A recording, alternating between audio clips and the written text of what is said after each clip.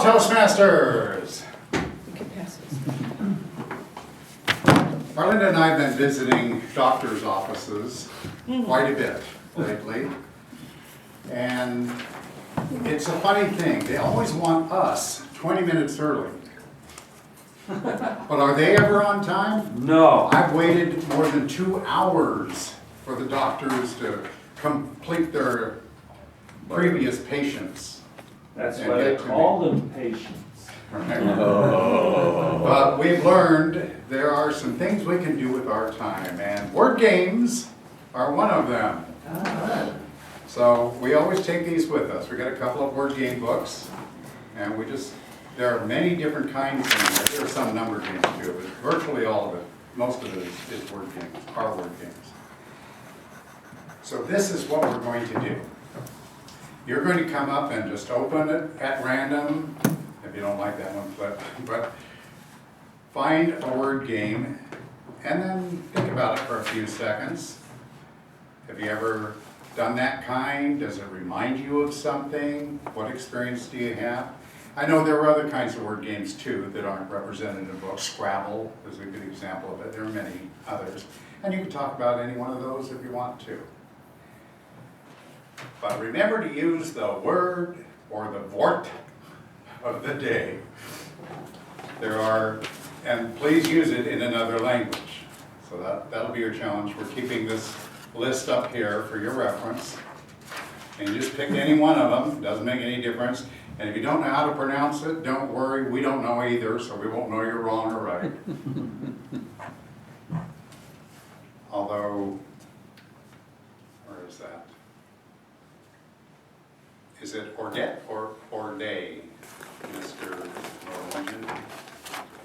Ordet. Okay. So there is one, at least, that someone will know how to pronounce correctly. So palabra is easy, Spanish, palabra. Yeah, palabra. So use any of them. Try to pick one that no one else has used. And I will call upon James as our first victim. Oh!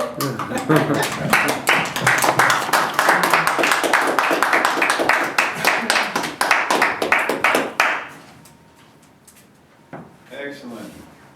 A good day to be a victim. Oh my. And a good day to take a phone call. If somebody would like a moment, I can just take a break. But I showed up this morning with a lack of enthusiasm. But I swear, as soon as things get started and get rolling, it's not so much that I have to bring it every day, but boy, it comes when I start listening to the speeches. And when you talk about enthusiasm in your voice, also the choice of words that you use bring about some very exciting emotions, where you're really feeling something that the voice brings out. And when John spoke, I sat in the back, and at first I was hearing words that I'd never heard before, and they were foreign. But it was a story that's been told over and over, and I found myself needing to look a little bit more into that Shakespearean part of life that I haven't explored enough.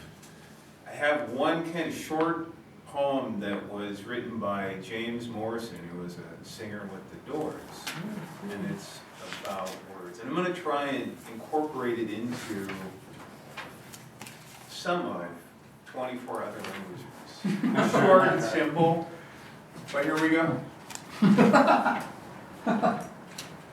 So first, I'm going to use the chat.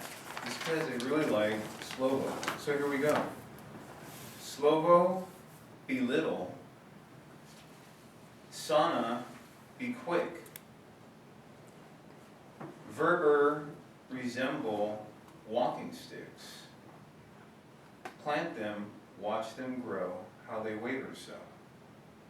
That was simple, huh? But it's something that came to me when I was sitting down there, and I just want to share that. So thank you.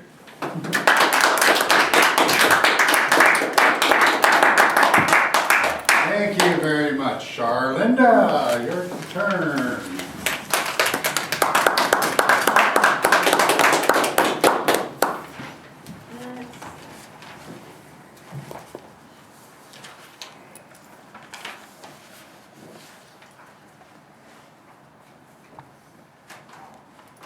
Silence. Mr. Topic Master, fellow Toastmasters, simple as ABC. I wonder, is anything really simple as ABC? The residents and I play a lot of word games or palabra games. We play word finds, but there has to be big letters because their eyesight is so dim. They love to play word finds. We play crossword puzzles out of their old reminiscence magazines so that they can remember the older words. And I'm getting pretty good remembering all of these old words myself, you know. We also play another word game, and it's a word game on a whiteboard where we put a couple or 3 sentences on the top of the whiteboard, and then their job is to make words out of the letters that are in our sentence. And as long as they have one of the letters, they can use that letter as many times as they want. And we have a big whiteboard, and they can just go to town. Sometimes within an hour, they can fill up 3/4 of that board with words. I'm really proud of them. I try to keep their mind going as much as I can. As we get older, that's important. We call them brain games. Any way that we can stretch our mind or make our mind think and get out of that muddle that we tend to get in sometimes, that rut. So word games, palabra games. It's wonderful.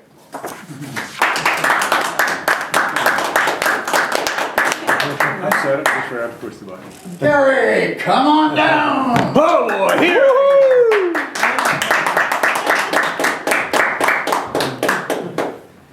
Tim Conway. Pick a page. Pick a page.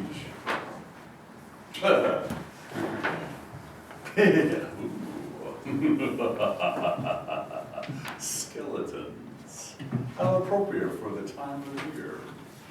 The bon mot of the day would be words in 24 different languages. Skeletons.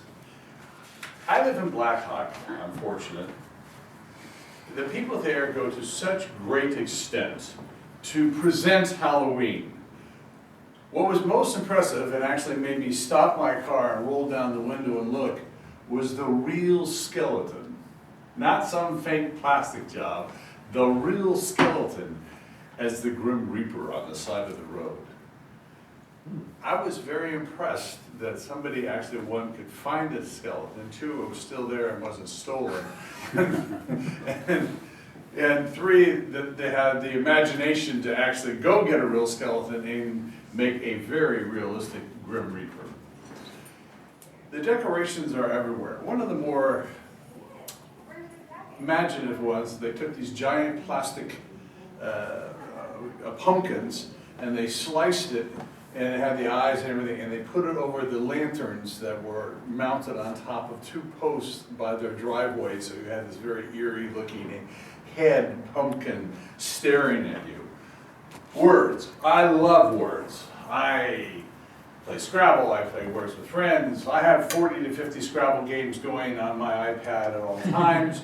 And it's great because you can play one word, not touch it for 2 weeks, and come back and somebody's going to be doing it anyway. I love words. My favorite thing is to take one word and write down as many 2 or more letter words out of that set of letters in 1 minute or in 5 minutes or whatever.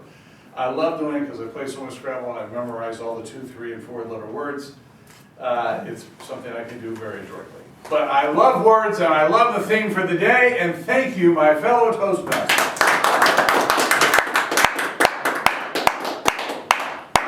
Pam, you will be our final contestant today. Please come on down.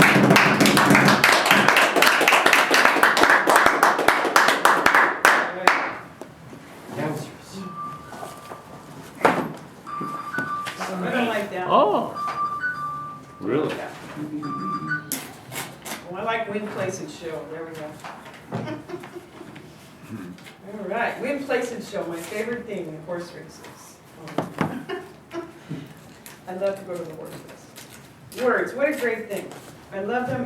It helps keep our brains cooking. And I think that once, 2 times, 3 times a day, we ought to be doing something that makes our brain reach and pull. And although sometimes we need a little rest, there'll be days, I don't know, does anyone have that kind of day where at some point you just need to quit thinking and just rest? I feel that way right now. There you go. So words, how important are they? They're just huge. The one thing I do know about words is this. They're like bells. Once they come out of us, they can't be unrung. So understanding that words are really huge, really important. So choosing them wisely is a very nice thing if we can do that. So take your wart, is it a wart? Vort. Wart. It's a V sound, isn't it? Wart. And choose it wisely. Thank you.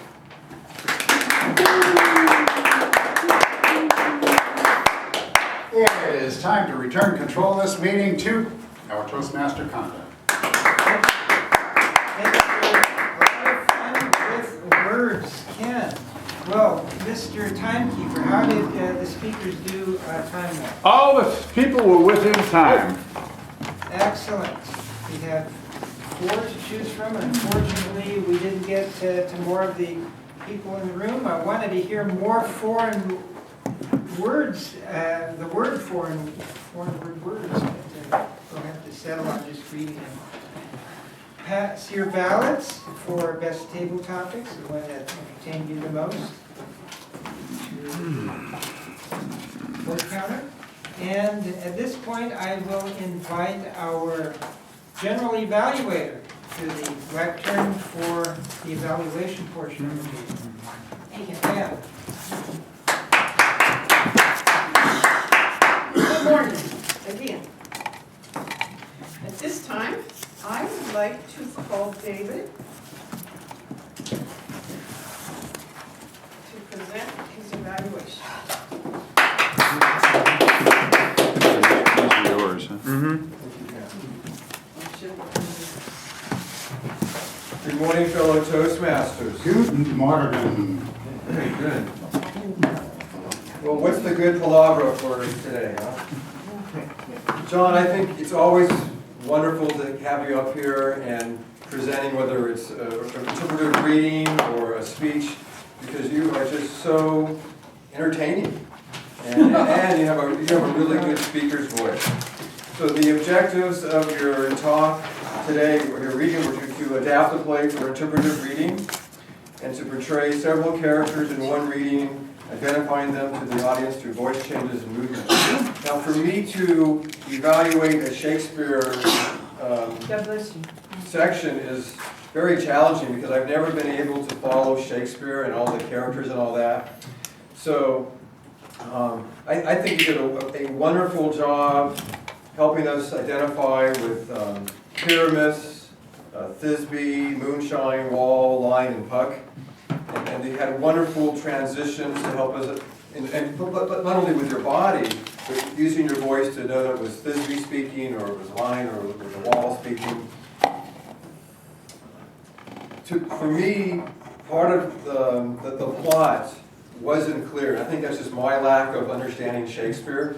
And when I think about things that could have been done differently, when Conda introduced you, it would have been nicer to have for those like me where I'm a Shakespeare dummy, a clearer explanation of the story. Because it's hard for me to follow Shakespeare. Just that's me, I'm challenged by Shakespeare, so it would have been nicer to have an introduction that explains the characters and what the story is about, because the language itself is hard to follow. Even though it's beautiful to hear, I'm always trying to figure out what are they talking about and the dialogue. But I think despite that, despite my limitations, you did a wonderful job with all the transitions and bringing Ken in as a prop at the very end. That was a wonderful transition. So the only thing, again, that I think you could have done differently was just to help Shakespeare dummies like me understand the plot of the story better. Thank you.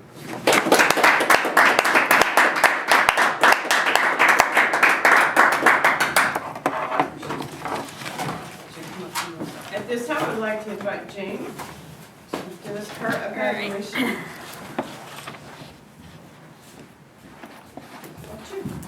Thank you.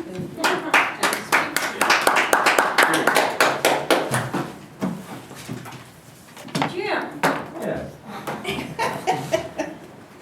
what a history lesson. It was quite full of detail and colorful and quite dramatic. And it was a horrific tale. It is enjoyable to have such a distinguished speaker. You're easy to listen to when you speak. You enunciate perfectly. So, and the volume that you speak is also very easy to hear. So I enjoyed that very much. You are a connoisseur of history, and you imparted that to us. In the beginning, I didn't know exactly where you were going. We had so much detail, I didn't know exactly what the focus of the story was. It was about two characters, Guy Fawkes and King James. And I would have liked to have you start with Guy Fawkes and draw us on. Does anybody know what Guy Fawkes Day is? And perhaps go from there. Otherwise, you progressed to a gory type of story. And it was quite hard to hear some of those details. I found it personally disturbing. I'm not sure what the purpose is, but to inform us, at the end of your speech, you did say that you're glad that we don't have that type of thing going on now, even though I'm not so sure about that. So, thank you for your personal comments in the story. I like how you added that Guy Fawkes was a stud, and you had a lot of colorful, descriptive material. So I enjoyed that very much. You embellished it with your personal comments. But I would have liked to have the message more succinct, and the history maybe to fill out more of the message. It would have been easier for me to draw us in. Thank you.